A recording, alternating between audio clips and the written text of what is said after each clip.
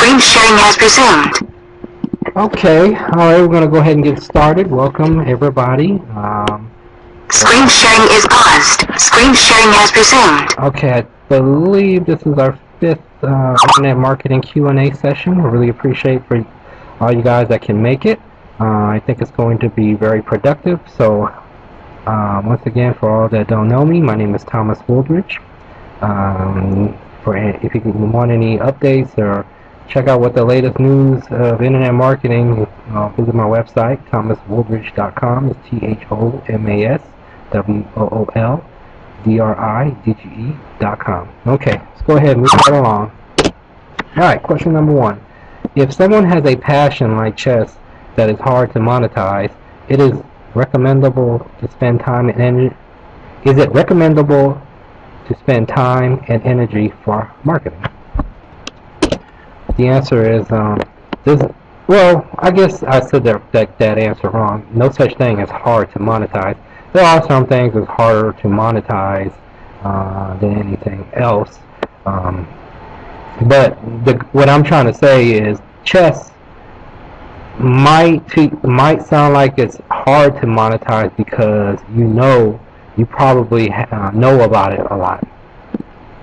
The thing is, the more you know about something, it's really hard to believe that somebody else wants to know, because you, as a so-called expert, think that it's common sense and that you believe that what you know, everybody should know. But the truth is that what you know and what you're good at doesn't necessarily mean somebody else is good at that same thing. What you believe is common sense, and everybody should know, might not be true for others. So just think about that. Put that in perspective like that, because I always do it myself. I tend to assume that people are smart enough. Well, not smart, but I just assume that people know certain things, and that might not make any sense to others people. For example, we all know that I thought it's common sense to know that you need to change your oil every 3,000 miles on a vehicle, or 3,000 to 5,000. You just got to know that you need to change oil. Well, I learned that somebody else didn't know you had to change oil every 3,000 to 5,000 miles. This person didn't change the oil in 20,000 miles, and their car engine got messed up because they never changed the oil. I just thought everybody assumed that you need to know that you need to change the oil. So I know that's just a crazy example, but it's true. So what I did is I went to Amazon.com and I put in chess, the keyword chess, and I noticed there were tons of things that you can sell in the chess niche. There was books on strategies. There was even like little toys, different versions of chess. Wooden chess pieces versus plastic chess pieces. They had traveling chess pieces, or the ones that glass chess pieces. So my point is, there's a lot of things to sell in the chess niche. Just keep in mind, what I always stressed about since day one when you make content is just create good content where somebody will find a value in it. And don't just write things just because of you thinking that's going to rank for SEO value. What you're going to do is try to write an article or produce a content that gives a great value for the people that look at it. Okay? So, like I said, just whatever the niche is, I am 100% sure that you'll be able to monetize it. Okay? Okay, second question. About the article submission and the article directory. Is there some automated way to do it directly from my blog, like the thing with social media buttons that share content in social media? Or if not, which are the softwares for automated submissions into the article directory, and is there a risk in this? There probably is, but it's not a good idea. I know there is for sure, because I know SE Nuke has an article submission thing, and there's a couple of everything from the Inconsoft software team. But what I do suggest is, if you do use a software to do it, that you want to use something of what they call a semi-automated system, where it will basically, it may not be 100% automated, but it'll help you copy and paste and be able to submit articles in very fast method rather than 100% manual. But the reason why I say it's not a good idea is because that you want to use these article directories as a source of generating traffic, not necessarily a source for backlinking. I know I've said this many times to people in the past. There has been a complete shift in the way Google algorithm has been made. There's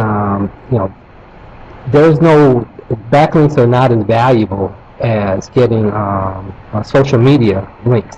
Okay, but there's a lot of traffic invested in these article directories and Web 2.0 properties.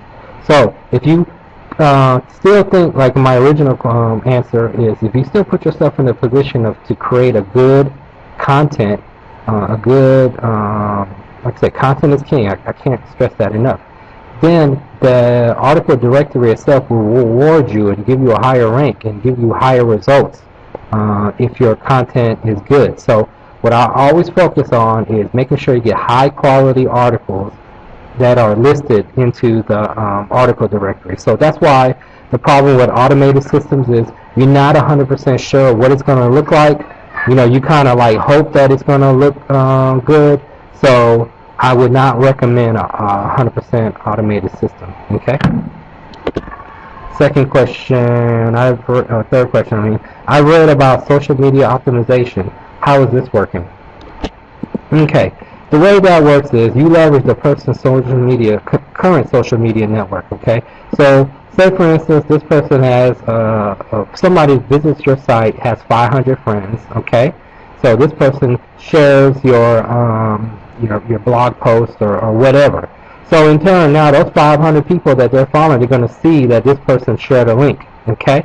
So then what you want to do is you're hoping that there's some people within those 500 people that will post a comment right under it or actually even like it.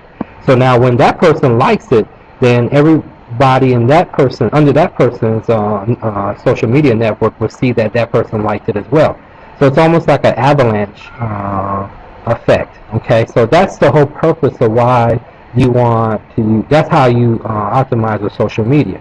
Because once you share it and once it becomes something that's trending, that's when Google and other websites or other social media sites will notice that this is a trending topic and it must be important, so then they let everybody else know. Okay, and now also I found a great tool is this thing called Pay with a Tweet, paywithatweet.com.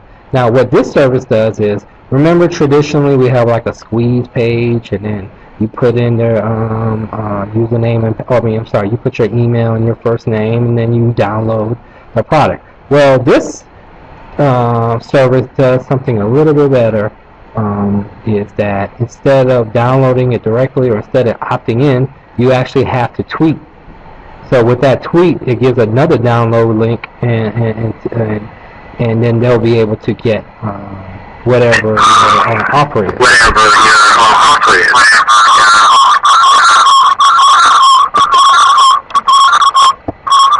Hold on a second, guys. Screen sharing is paused. Click on the selected application to start sharing.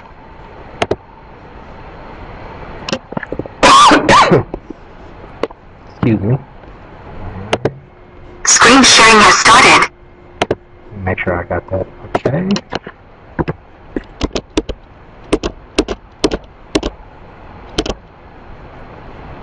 Okay. Here's a question. Link pyramids and link wheels, are they risk-free and which is good to use? Okay. The answer is earlier that when I first started initially doing a lot of SEO, this was like the most important thing to do, is to do link wheels. And what we did from day 1 to day 9 is we actually are building kind of a one-way link. And if you think about it, if your site links to if your WordPress blog links to your site and so forth, that is like a one-way link. And if you look at a link wheel, this is an example of a link wheel. what you're doing from day 1 to day 9 is you're creating one of those spokes. Okay, so once you start creating those spokes, and that's when you're going to start connecting your Web 2.0 properties with other Web 2.0 properties. Okay, so for example, with this one, you're going to see a Squidoo site, and you're going to have it linked to your WordPress site. Your WordPress site, you're going to link it to the Blogger, and your Blogger, you're going to link it to Quizilla, and so forth. So when you look at this as a whole, and you step back and overview it, you realize, hey, this is a link wheel. Okay, so what I like to do is I like to take this thing one step further and call silos. And the way you do silos is, you get one set of keywords completed for one link wheel, and then you get another set of keywords completed for another link wheel, and then you connect those together. You create like a bridge in between them. I should have had another picture diagram, but we all know what silos look like. They're like big, you see them in farms when they store a lot of like corn and grain in them. Well, when you have multiple silos put together, that's kind of like similar to what silo SEOs is. But this is an example of a link wheel.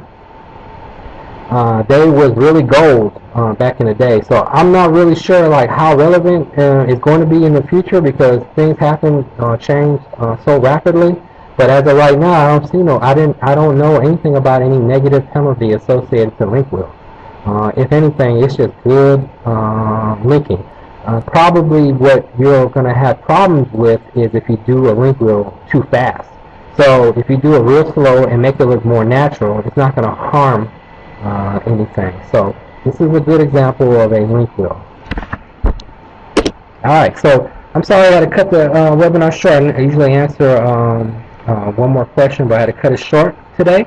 So thank you guys for being on the call. This is going to be recorded. I'm going to have it uploaded on YouTube shortly for everybody that couldn't make it to the webinar. But if you got any questions, please feel free to email me, Thomas@Relamark. It's RELAMARK.com.